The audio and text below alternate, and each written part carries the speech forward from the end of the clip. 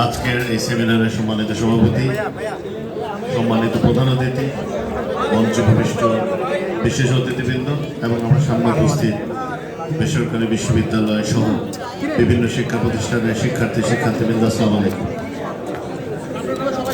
আপনারা যদি একটু কিছুক্ষণ 2-3 মিনিট একটু সাইলেন্ট থাকেন বা নীরব থাকেন তাহলে কিছু বলতে পারি, কারণ এভাবে তো বললে আপনারাও শুনবেন না, আমরা নিজেরা শুনবেন।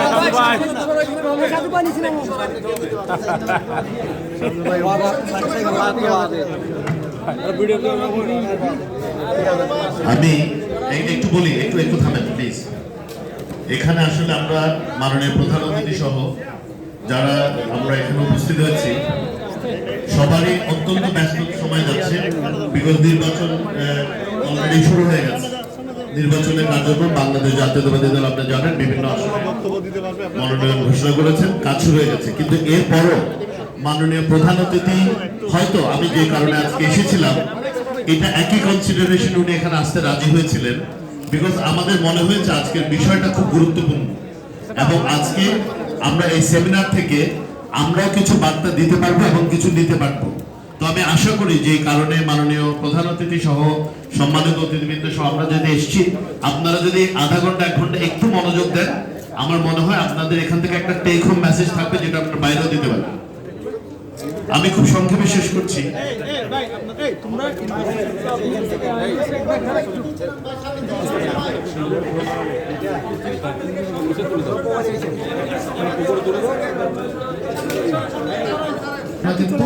ফেব্রুয়ারির প্রথম সপ্তাহে বা দ্বিতীয় সপ্তাহের মধ্যে প্রথমার্ধে হবে। এখানে আমরা অনেক সময় বলতে শুনি তারুণ্য নির্ভর, অনেক বক্তব্য ইদানিং আমরা শুনছি। এই মঞ্চে যারা আছে সবাই বিভিন্ন সময় গত 17 বছর ধরে এই স্বৈরাচার হাসিনার বিরুদ্ধে, একটা ফ্যাসিস্ট রেজিমের বিরুদ্ধে প্রাণপণ লড়ে গেছে গণতান্ত্রিক পন্থা। অনেকে হামলা মামলা শিকার হয়েছে, অনেকে গুমের শিকার হয়েছে, অনেকে অল্পের জন্য জীবন বেঁচে গিয়েছে। এটা কিসের জন্য করেছে? এটা করেছে যাতে একটি সুন্দর বাংলাদেশ বিনির্মাণ করা যায়, এবং এই বিনির্মাণের জন্য অন্যতম শক্তি, প্রধান শক্তি হচ্ছে এই তরুণ সমাজ। এখন তারুণ্য এবং প্রথম ভোট নিয়ে দুই ধরনের এখন আমরা দেশে বক্তব্য শুনি। একটা হলো পপুলারিস্টিক, খুব জনপ্রিয় বা চটুল, আর একটা হচ্ছে প্র্যাগম্যাটিক, বাস্তববাদী। তো আমরা যারা 17 বছর ধরে আন্দোলন সংগ্রাম করছি, আমাদের পপুলারিস্ট বা একটা শব্দ জগতে থাকাটা খুব কঠিন, কারণ আমরা এত কণ্ঠপূর্ণ পথ অতিক্রম করেছি গত 17 বছরে। আমরা মোটামুটি ঘষা মাজা খেয়ে বেশ বাস্তববাদী হয়ে গেছি। তা আমরা এইসব পপুলার কথা বলতে পারি না, আজকে এটা চেঞ্জ করে দেবো, কালকে এটা চেঞ্জ করে দেবো। এইটা হয়েছে কি, একটা জেনারেশন যারা ওই যে সিনেমা, ইউটিউব এগুলো দেখে দেখে বড় হয়েছে। সিনেমা দেখে 90 মিনিটসের মধ্যে একটা লোক হঠাৎ করে প্রধানমন্ত্রী হয়ে যায়, 90 মিনিটের মধ্যে পুরো দেশ চেঞ্জ করে দেয়। এই সব প্র্যাকটিক্যাল করতে হবে, যেটাকে বলে সাস্টেইনেবল ডেভেলপমেন্ট। আমাদের 31 দফা 5 আগস্টের পরে তো হয় না। এখানে প্রধান অতিথি উপস্থিত আছেন, ওনারা এগুলা আমাদেরকে দায়িত্ব দিয়েছেন। আমরা বাংলাদেশের প্রতিটি জেলায় বিভিন্ন শ্রেণী পেশার সাথে মত বিনিময় করে সব অ্যাকুমুলেট করে ওনাদেরকে দিয়েছি। ওনারা এগুলো নিয়ে আলাপ আলোচনা করে সব কিছু করার পরে 2023 সালের জুলাই মাসে এটা জাতির সামনে উপস্থাপন করেছে, এবং এমন ভাবে উপস্থাপন করেছে শুধু প্রতিশ্রুতি নয়, এই প্রতিশ্রুতিগুলো কিভাবে বাস্তবায়ন করা যায় সেটা ওনারা এক্সপ্লেইন করেছে। So that is the difference between BNP and the rest of the political parties in Bangladesh. BNP শুধু, আমরা এটাকে কি বলবো, it's not a romantic party। কিভাবে একটা জগতে আছি, এটা মনে হয় কালকে সকালে, এটা মনে হয় দুপুরে, এটা মনে হয় বিকেলে, এটা মনে হয়, এত মনে হওয়ার মধ্যে যাইতে পারি না, জীবন শেষ হয়ে যাচ্ছিল সবার। তো আমরা চিন্তা করেছি আমরা কোথায় কোথায় ক্ষতিগ্রস্ত হচ্ছি, জাতি কোথায় কোথায় ক্ষতিগ্রস্ত হচ্ছে, কোন সেক্টরটাকে ডেভেলপ করতে হবে, কি পরিমাণ ডেভেলপ করতে হবে, কিভাবে ডেভেলপ করতে হবে।